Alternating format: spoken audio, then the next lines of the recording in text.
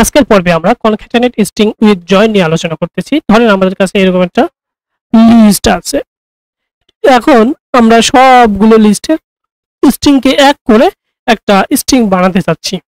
সেই স্ট্রিংটা ধরেন আমরা আমাদের বললাম যে সেই স্ট্রিংটা হবে মাই স্ট্রিং, এবং এই স্ট্রিং এর ভিতরে আমাদের হ্যালো মাই ফ্রেন্ড একটা স্পেস দিয়ে খুব সুন্দরভাবে থাকবে।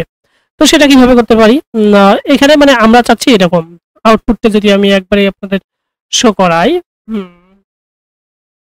আমরা যাচ্ছি হ্যালো মাই ফ্রেন্ড, এই যে একটা স্ট্রিং করতে যাচ্ছি।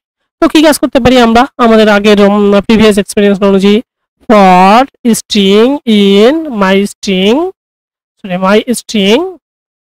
এখন আমরা আমাদের যে মাই স্ট্রিংটা নিলাম, এই লিস্ট স্ট্রিং, এখন আমাদের যে মাই স্ট্রিংটা নিলাম সেখানে প্লাস করব, ইকুয়াল করব স্ট্রিং প্লাস, এখন আমরা এখানে একটা স্পেস দিব, স্পেস দিলাম এবং মাই স্ট্রিংটা শো করলাম।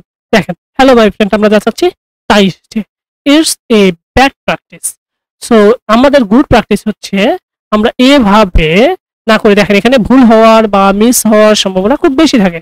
তো আমরা জয়েন, পাইথন আমাদেরকে জয়েন মেথড অলরেডি প্রোভাইড করতেছে। আমরা যদি ধরেন আমাদের এই মাই স্ট্রিং এর ভিতরে ডাটা রাখতে হবে, তাই না?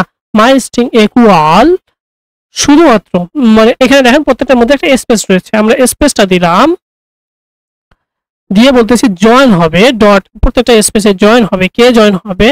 আমার লিস্ট অফ স্ট্রিং এর ডাটাগুলো জয়েন হবে, লিস্ট অফ স্ট্রিং। এখন যদি আমি মাই স্ট্রিংটাকে, এই যে মাই স্ট্রিংটাকে আছে সেটা যদি প্রিন্ট করি, দেখেন আগে এতগুলো কাজ করতে হলো, সেটা না করে জাস্ট জয়েন মেথড ইউজ করার মাধ্যমে সিঙ্গেল লাইনে আমরা আমাদের ডিফারেন্ট অনেকগুলো স্ট্রিংকে একসাথে জয়েন করতে পারলাম। তো এটা একটা বড় সুবিধা অফ পাইথন।